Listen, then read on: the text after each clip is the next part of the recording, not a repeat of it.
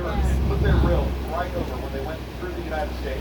They weren't going to go around these places. It really was a lot worse for them to kind of swerve around everything. So some major areas of water in America, they would go right across their railroad tracks. So that's what he did here. He built it in. He built what they call floating foundations for these hotels.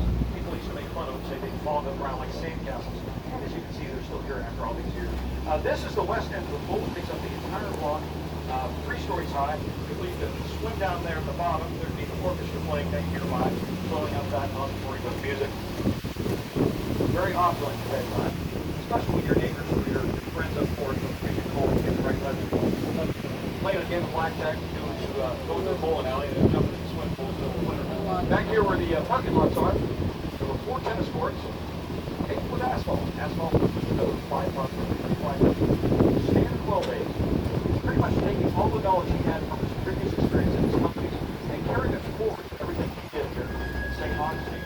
And I gotta say, guys, every time I talk about the guy, I used to think it was going to be the boring part of the tour, but I'm just impressed with everything that we come across. It has his name stamped on it here in St. Augustine. Now we're jumping to this part of town. It's called Lincolnville. I want to tell you about this place. I mentioned it when we were at his hotels up there.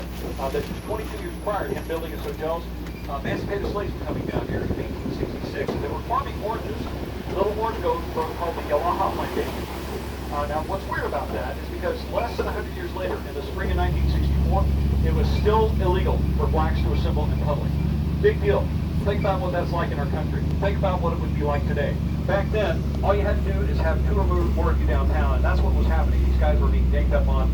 They were being beat, thrown in prison. One guy, he went up to the Woolworths counter here in town just to buy a Coke, and he was thrown into an insane asylum.